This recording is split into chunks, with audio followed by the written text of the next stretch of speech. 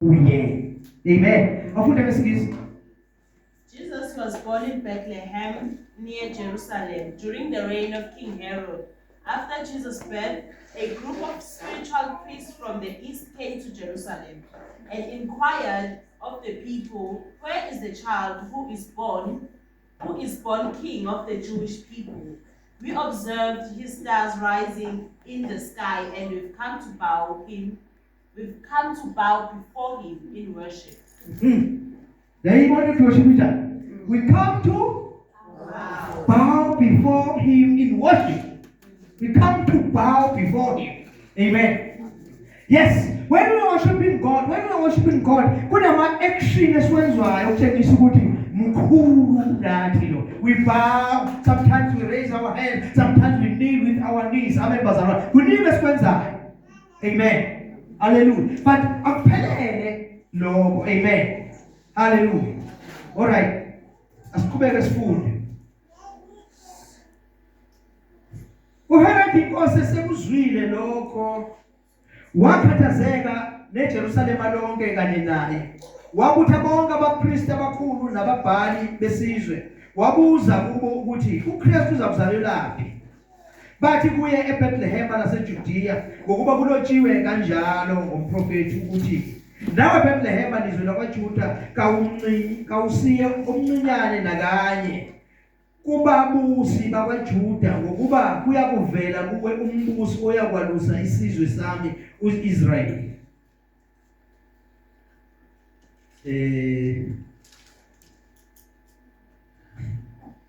Khona uHerod ezibizile izazi ngasese wabuzisisa kuzo isikhathi inkanyezi ebonakele ngaso. Wazithuma eBethlehem wathi hambani nibuzisise ngomntwana. Kuya ukuthi xa nimfumene ningitshele ukuba nami ngiye ngikhuleke kuye. Sezizwile inkosi zamuka bheka inkanyezi yibona kwelasempumalanga yahamba phambi kwazo yaze yafika yema phezulu kwalapho umntwana ekhona. Naye bazalwane liyahamba inkanyezi hamba phambi kwazo izifika lapho umntwana emekho bayahamba. They are going to worship. Amen. Now sifuna ukubona masebe worship. What is worship? Amen. We want to see them so that we can understand what in worship we have. We want to see them when they are worshiping the child. Amen. Good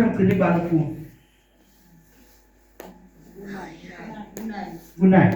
Says he's reading inkosi zamuka bheka inkanyezi ezayibona kwelasempumalanga yahamba phambi kwazo yaze yafika yema phezulu kwalapho umntwana ekhona. Zathi kuyibona inkanyezi zathokoza ngokuthokoza okukhulu. Ndoqala sitholayo ukuthi you are coming to worship God. You come with joy. Amen. Hallelujah. Because you cannot go to worship uNkulunkulu ungathokozile. Amen. Hallelujah. Zathi uyibona inkanyezi zathokoza ukuthokoza okukhulu. Zase zingena endlini zabona umntwana noMaria unina zawa phansi. Size njalo bazalwane. Zawa phansi. Zakhuleka kuye. Kunini sasikusho bayethe wena wezulu bayethe wena ozelwe yedwa kise bayethe wena ongcwele bayethe basho bonke babengakusho babekwazi ngaye abembazalwane. Hallelujah. Kodwa zigcinanga lapho lithi izwi lenkosi zathi uyibona inkanyezi zathokoza ukuthokoza okukhulu kakhulu zase zingena endlini zabona umntwana noMaria unina zawa phansi zakhuleka kuye zavula amagugu azo zamkhunga ngezipho igolide namakha nenhlaka. Amen. Hallelujah. Ngithema ukukhuluma ngathi worship goes with sacrifice. Worship goes nokuthi kube khona olahlekelwa yikho. And mawulalela lithi bavula ikhoma zabo bakhipha amagugu. Amen. Angazi umfundi kahle. Awuphinde ufunde lapho masinyane. Noma ngesilungu noma ngesizulu. Zavula amagugu azo Uverse 1, chapter 1, verse 1. Verse 11. Zase zingena endlini zabona umntwana noMaria unina, zawa phansi zakhuleka kuye, zavula amagugu azo. Zamkhuma ngezipho, igolide namakha nenhlaka. Amen. So, akamanye amagama awukwazi ukuworship uNkulunkulu. Bawukwazi ukuworship uNkulunkulu, ukuworship uNkulunkulu, ubusenegugu olugodlile. Amen bazalwane. Ibukusenento eyigugu kuwe oyigodlayo ukuthi le ngoba uma uqala uyigodla lento eyigugu kusho namagama seyiphenduke yabo uNkulunkulu kuwe. Amen. Ngamanye amagama for you ukuze ukwazi ukukhonza uNkulunkulu kahle, akuba kahle uNkulunkulu uthatha into evaluable kuwe uhambise yona kuNkulunkulu. Amen bazalwane. Uhambisa yona kuNkulunkulu because once uhambisa yona uyamfundisha uNkulunkulu. Lesikhathi umfundisha uNkulunkulu nawe kuzoba lula ukuthi wenze njani umkhonze uNkulunkulu. Amen. Because abantu bamkhonza uNkulunkulu, abantu babhijwa izinto abanazo. Abantu abakwazi ukukhothama kuNkulunkulu ngoba kunezinto ezithatha indawo kaNkulunkulu empilweni zabo. Angazi uma ngizwe bazalwane. Hallelujah. Always ngabe uzoworship uNkulunkulu and you worship ikwazi ukuthi kusebenzele. You have ukuthi unikele with your best. iBhayibheli mawufunda incwadi yezakha lithi methembe uJehova ngayo yonke inhliziyo yakho. Methembe ngayo yonke inhliziyo. The fact yokuthi uthatha your best uyinikeza uNkulunkulu, umnika ngoba uyamethemba. Umnika ngoba unjani? Enze ukuthi uAbraham ayonikela ngomntwana uIsaac awuyigugu kangaka kuye, amlinde so long, isikhathi eside kangaka emlindile kuNkulunkulu ngoba wayethemba ukuthi uNkulunkulu omnikile yena unamandla okumvusela yena. Wayetshengisa ukuthi ngithemba uNkulunkulu unokuthemba isibusiso ngepetrol. Angazi mina ngizwe bazalwane. I trust God that isibusiso angiphe. Kunabantu abangakwazi ukufinyelela kuNkulunkulu ngoba babhijwa izinto abayithola kuNkulunkulu, babhijwa ibusiso abayiphiwe ubani? uNkulunkulu. Amen.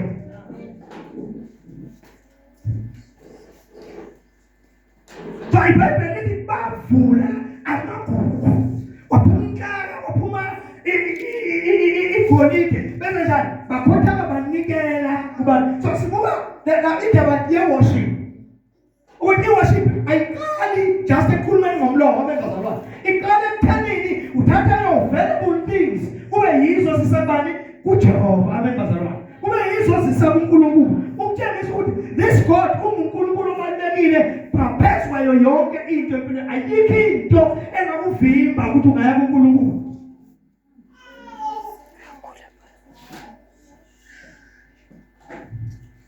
Hallelujah. Hallelujah. Yenathi mangikhuluma ngisakhuluma la ngathi abanye abantu balinyazwa izinto abayitholile, but bazithole bengekho balanced. Bazithole bengakhekile ngokuphelele bakwazi ukuziengage. Amen.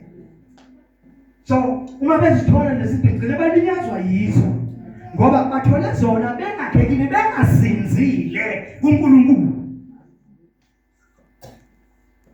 Ungasinzile kuNkulunkulu, uNkulunkulu engesiye oqala empilweni yakho. Abanye bazalwane, yonke into oyitholayo ungayisebenzisa ngendlela wrong.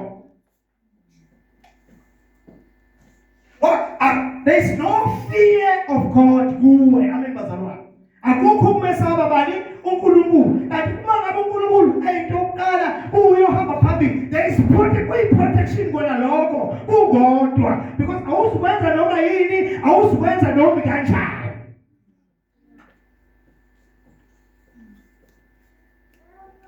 Amen. Ngibonga igama leNkosi.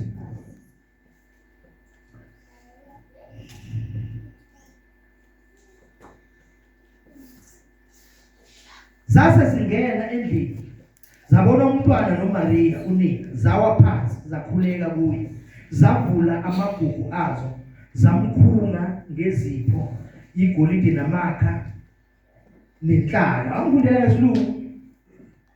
When they came into the house and saw the young child with Mary, his mother, they fell to the ground at his feet and worshipped him. Then they opened their treasure chest full of gifts and presents, and presented him with gold, frankincense, and myrrh. Sesejani bazalwane, masimbona nje umntwana. Ngoku zawaphansi. Isayini kwenze njani? To worship God. But asigcinanga lapho. Saseyivula amagugu. Savula amagugu. Amen. Savula ini bazalwane? Amagugu.